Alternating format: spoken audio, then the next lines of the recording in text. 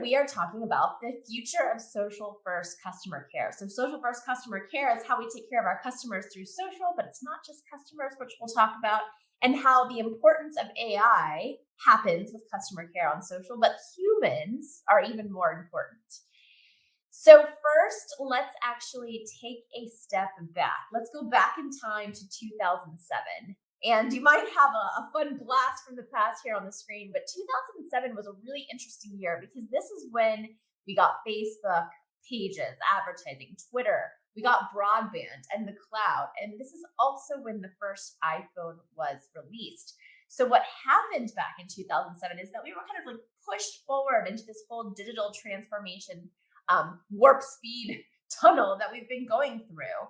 And what the most interesting thing is about what happened in 2007 and with the iPhone and all these other things that happened was that one touch sales, one touch information became available. And that one touch problem solving made the world go round much, much faster. So fast forward to today, and we've got bots that are actually helping us navigate websites and mobile apps with us, for us, right? We're not having to do all of this stuff for ourselves anymore. And these virtual agents and these bots help us navigate things, and they also help anticipate intent, right? What's the intent of your consumer for your brand as they head through that digital customer journey? So, this conversation first future is kind of where we're living now, right? It's fast, it's 24/7, it's one touch, a lot of it. And bots and AI are wonderful, but I'm here to tell you that they're not here to take your jobs just yet, and how honestly we view it as more teams versus tech at B Squared Media. So let's quickly define what customer care is. First of all, it's not customer service and it's not customer support. It's partly those things, which we'll get into, but it's not really those. And it's part of customer experience, which is like the sexy buzzword that's happening right now, right? Why isn't it customer service or support? Well, typically when we think about customer service and support, what we understand is that it's usually a one-off interaction, right? Somebody's coming to you one time to ask for support on a post-purchase usually item, right? So they've already purchased from you. It's a one-time interaction with your brand, and it happens to be very reactive, right? Because as a customer service or support agent, we are waiting for people to come to us. That makes it a reactive type of action.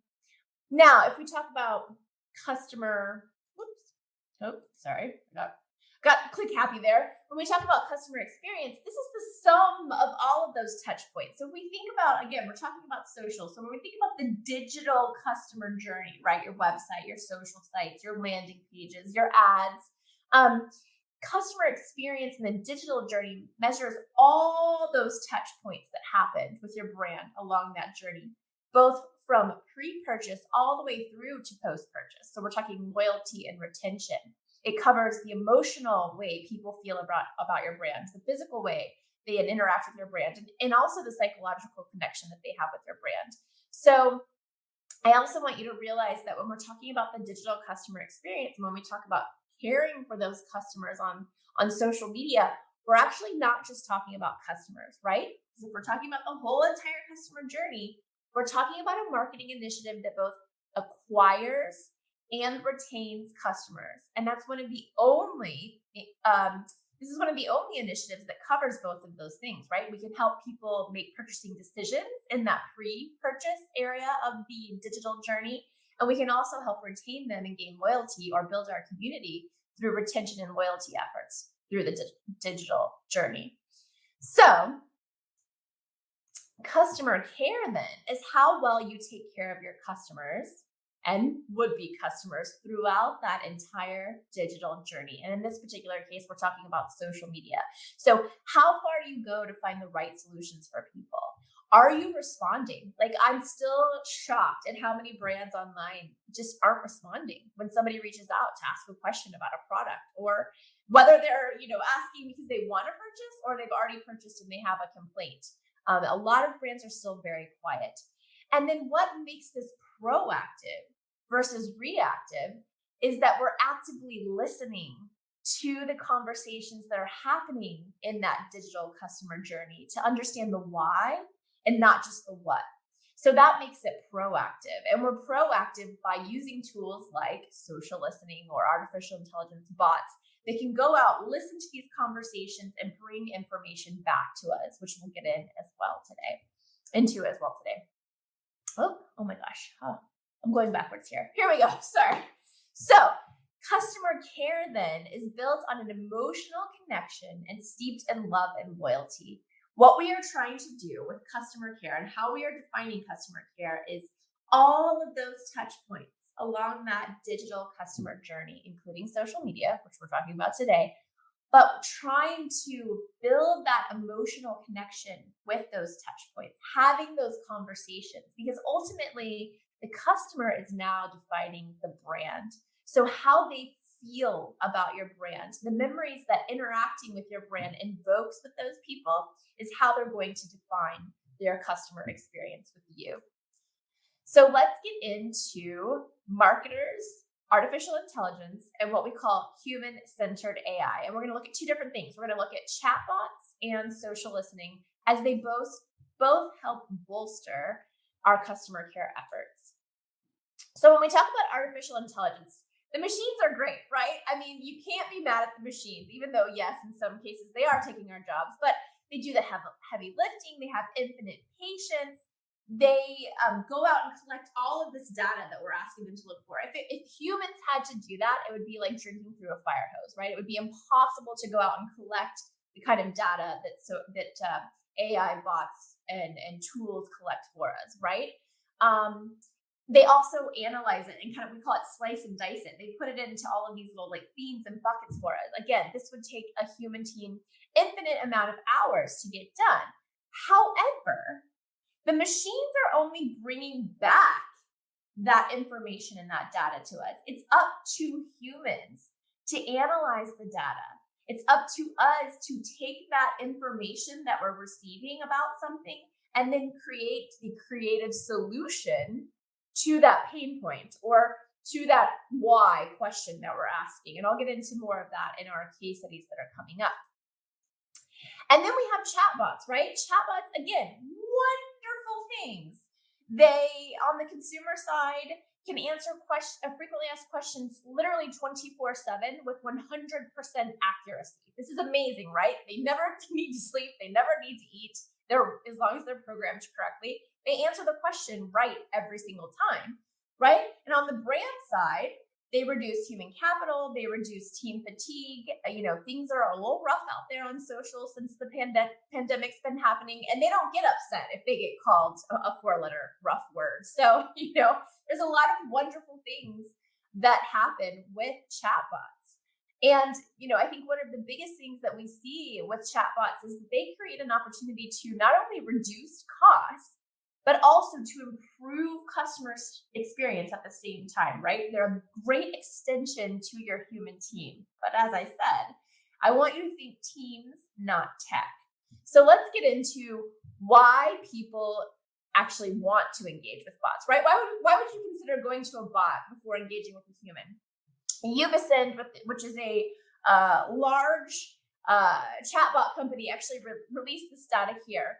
And the number one reason that people actually prefer to deal with a bot versus a human is because they want an instant answer, right? We have zero patience.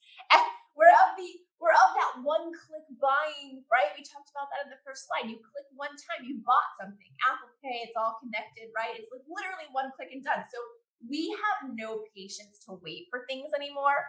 And as I also mentioned earlier, brands still aren't responding on social media at all in some cases, or if they are responding to needs, it's not very fast. So social lives 24/7, employees work Monday through Friday, 9 to 5.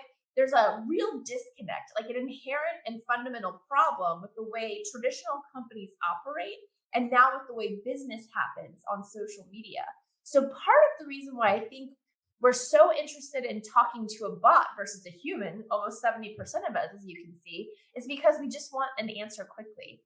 I think for the most part, which we'll get into again, is That's not always the case, right? It's we want that fast answer, but we don't necessarily want it from a bot. I think we'd rather talk to a human. And there are some other ways in which chatbots fail, right? They don't always convey a sense of empathy. We can program them to try to say, based on a negative keyword filter, like, oh, I'm so sorry that you feel that way. So it's trying to give that human empathy, but it's not really aligning and empathizing in the same way that a human would. A personal touch may be needed, right? So what we find with chatbots is that oftentimes smaller companies who are dealing with only frequently asked questions coming through on their social channels can really easily implement a bot. But if the bot isn't designed correctly, if it doesn't have all of those keywords figured out in that back end conversation workflow, and somebody's asking a question and the bot can't answer it, they just keep repeating the same information. So the customer experience can be buggy. And they can't necessarily help us articulate or find what we're looking for if we don't know the exact way to let the bot know. So ultimately, when we think about chatbots, I don't want you to have a bad feeling about them because they can eliminate simple pain points. But I want you to realize, and this is one of the biggest reasons why we say think teams, not tech, they cannot produce empathy. And I'm sure that I do not have to tell you how important empathy is to your marketing today. We no longer want to be seen as customer number 362. I want you to realize that I'm Brooke Sellas. I've been a customer of yours for 10 years. I've spent this much money. I've bought these things. I have these problems. I want you to be able to understand that and empathize with me. So let's go into social listening. And this is a great one because I love social listening, as you're going to see. But listening tells you why. So a lot of what we do in marketing gives us the what, which is great. But I feel like you can't really criticize the data that's coming in to a deeper understanding unless you understand the why. So why are these conversations happening about our brand online? Why are they negative? Why are the competitor conversations happening in a positive way, right? What's like digging down and into that is why I love social listening so much. So let's talk about that. A lot of people get social media monitoring and social media listening confused. So social media monitoring involves like the tracking and responding to all the messages that are sent to you about your company or your products and your services. You are monitoring your social media messages, right? As they come into either the native platform or if you have a dashboard with an inbox where they all come in, that's monitoring. It's very reactive, right? We have information coming in and we put information going out. Again, reactive. Social listening goes to the why of what's happening. So we're looking at insights and we're making proactive decisions based on those.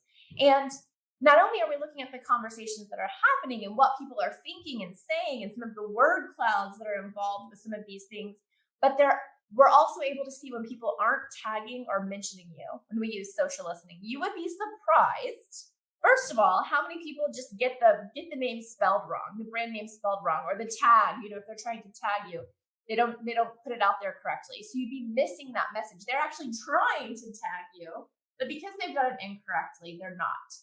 And then from a listening standpoint, this is what social's always been, right? From the very beginning days of social, we've gone on there to have conversation with our peers. And a lot of times that conversation leads into like, hey, who's attending DigimarCon? Have you attended in the past? Was it good? Was it not? Right? If we're having that conversation, but not using DigimarCon's handle or tagging their hashtag, then as a reactive social monitoring place, they would have no idea that this conversation is happening. But from the social listening proactive finding out why place, we can see those conversations. The machines bring that data back to us, and then the human team can kind of analyze it and figure out what to do with it. So in case you're new to social listening, there's several things that you can use social listening for. You can obviously look at information and conversations happening around your industry, your brand, your competitors, your products, your services, your stakeholders. You can put names in there. You can also identify the users behind conversations. And what does this help you do? Well, if they're talking about the fact, if we're looking at that digital customer journey again and they're post-purchase, so they've already purchased from us, they're a customer, we can start to understand what products they're talking about. How are they talking about those products? Are they saying things that are positive, neutral, or negative? That's sentiment, which you can see down here in the bottom corner. So tracking sentiment, not only around your brand, your products, your services, your stakeholders, but then think about this, looking at the sentiment of your competitors and understanding, let's just say the negative. What are people saying about our competitor that's negative? And then should our brand's messaging reflect then what people don't like about their brand? So like, let's just say shoes, right? Maybe you're a shoe brand. And if I go look at my top competitor and I see that a lot of their negative conversation happens about the fact that their shoes are beautiful, but they're not comfortable, why wouldn't I take that information back to my own brand, to my own marketing team, and then start to create messaging around how our shoes are beautiful and comfortable, right? So there's so much you can do with social listening.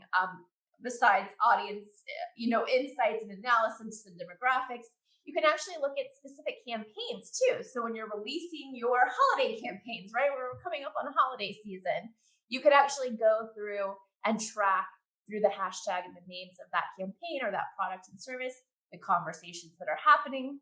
Let me just take a sip. When are they happening, right? So a lot of times we use social listening to help us with seasonality. So like, when do people start talking about pumpkin spice latte?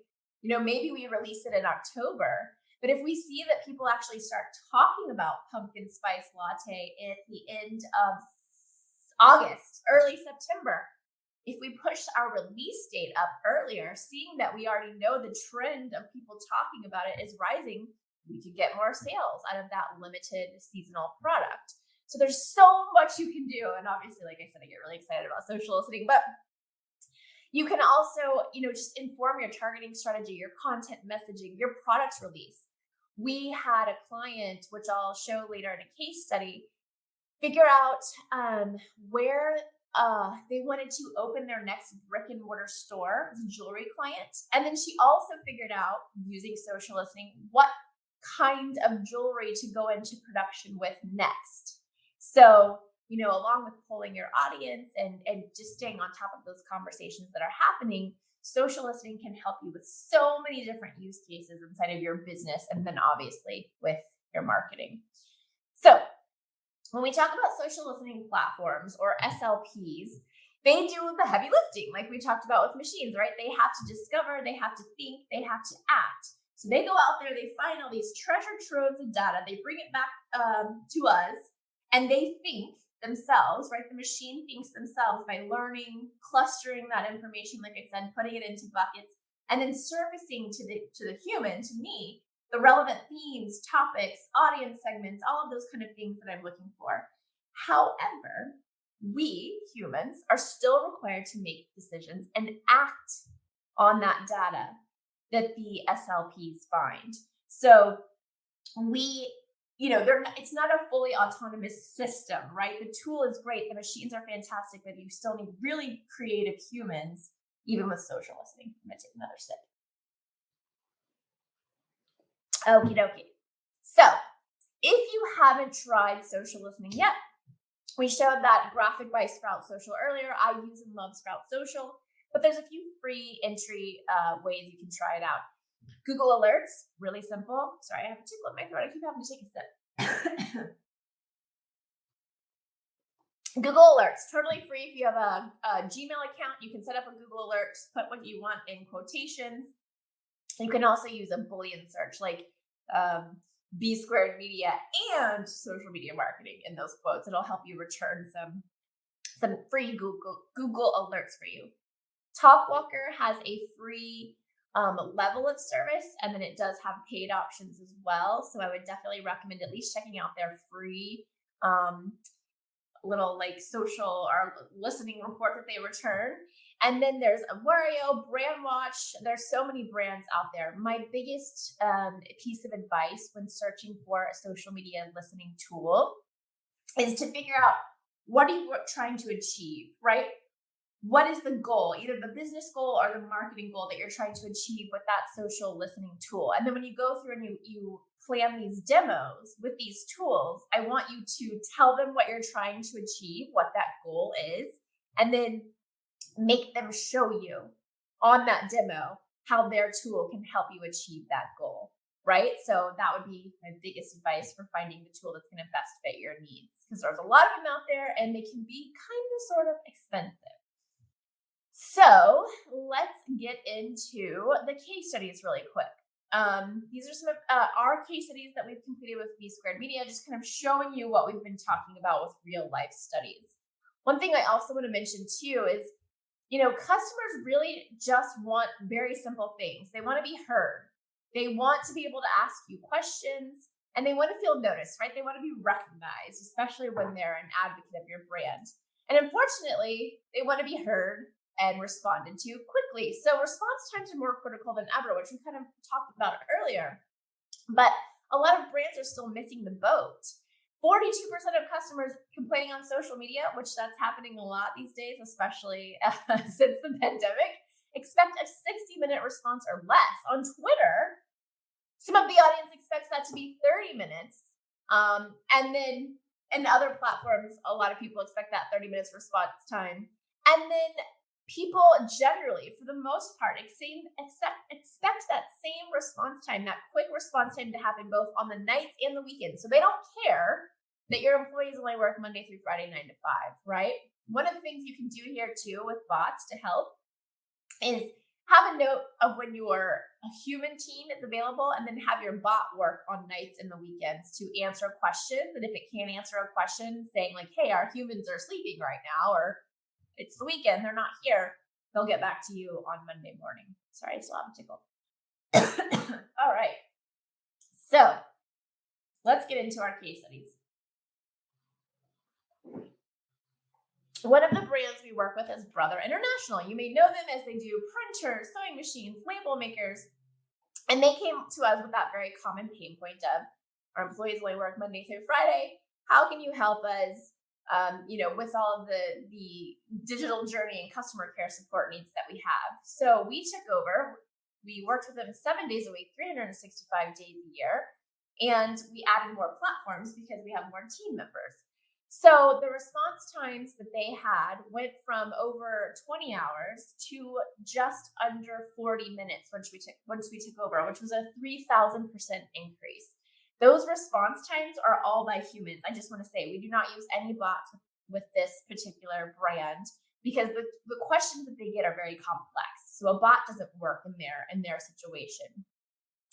And additionally, the response volume increased for them as well. So they were only able to handle, again, because they work 9 to 5, Monday through Friday, 56 complaints per month. With B Square, they're now handling over 1,200 complaints per month, which is just over a 2,000% increase. So, having teams of humans who use social listening, which is still machines, but not necessarily bots, has had tremendous impact on their customer digital journey. Now let's talk about social listening and sentiment used through social listening. So we worked with a financial institution, right? And they're always so lovely, right? We all love our financial institutions. They typically don't score very well on social, but kudos to this client because they are trying to get better. However, when they had a downtime outage, they didn't want to be transparent with the fact that your overdraft protection that you normally have during this outage would not be in effect. It wouldn't be available. So essentially anything that went through and put you into overdraft during this downtime, you would get an overdraft fee. We tried to tell them, like, hey, people are not going to like this. You're going to want to be transparent. It's social. You really shouldn't try to hide this. But they didn't listen. And that's okay, because what we did was we used social listening to kind of tag the information that was coming through, looking at sentiment as positive, negative, neutral. And what we found was that during that outage, 80% of the complaints that they got were about the fact that they weren't being covered with their overdraft fee. Hold on one second. Sorry, my allergies just decided to kick in, and now I have this little tickle. Excuse And 20% of all of their other complaints were about other stuff. So what we were able to do, so if you're an agency working with clients, is we were able to quantify what this problem was. We can tell them it's a problem all we want, but once we were able to quantify the problem for them using social listening, they actually started to listen to us. The next one is that celebrity brand that I mentioned earlier, and with them, they had a project where they wanted to help with audience analysis using social listening. And they swore to us up and down that their audience was called the girl and that she was 18 to 24, and all of their marketing and messaging and all of that was targeted to the girl. Well, when we asked them, how did you figure out who the girl was? They said that they had looked at follower demographics. So again, we're talking about social media. So all of their social media followers were mostly, almost 50%, between the ages of 18 and 24. However, this wasn't really representative of who their audience was, because their goal, as most companies' goals are, were to sell more jewelry. They wanted to really understand who their purchasing audience was on social. So what we were able to do was take social listening data about who was having conversations about the brand, their products, their services, and stack that with their paid advertising data, who was actually buying the product, and stack that with their following information. And what we found was their biggest piece of audience buying audience was actually 25 to 34, which is a much older audience. So we helped them understand that they needed to change their messaging and their content marketing to talk about women and talk to women, not girls. So we were able to help them solve a big problem of understanding who their audience was, not just using social listening data, but again, that paid media data and the social media follower data.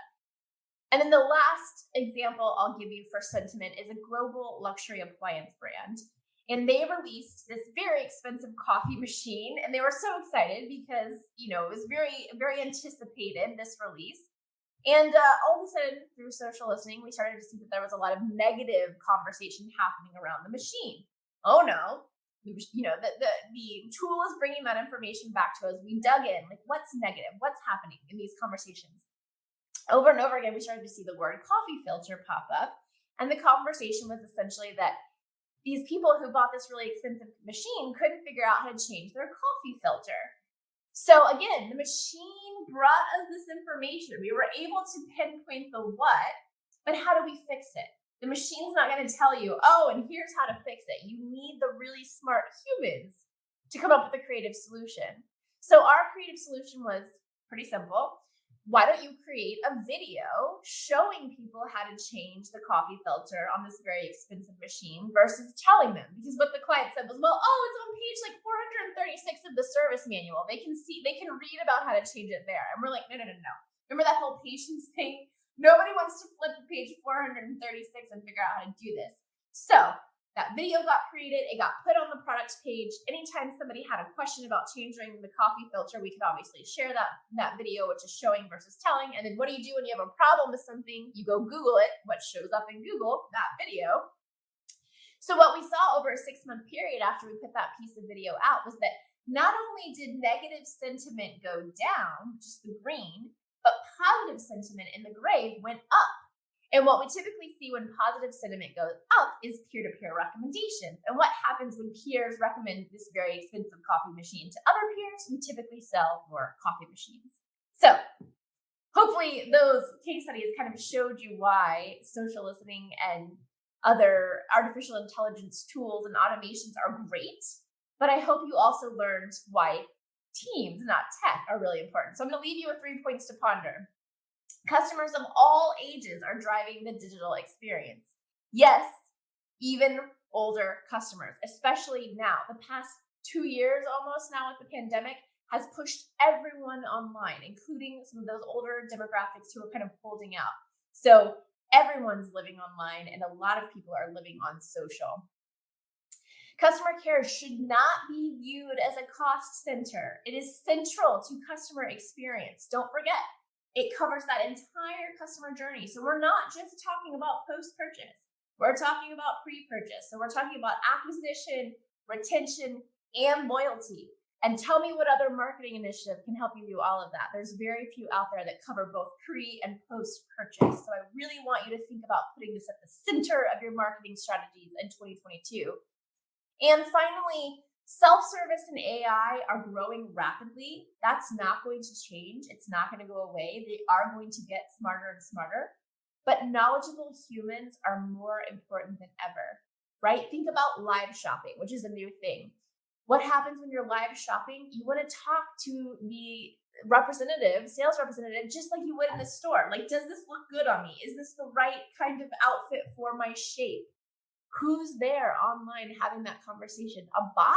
No, that would require a human. So I want you to think about how you can incorporate both teams and tech with your customer care and social media efforts moving forward. Thank you so much for attending my session. If you want to get to know me or more about customer care or want me to send you any information, you can find me at bsquared.media. And again, my name is Brooke Sellas. Thanks.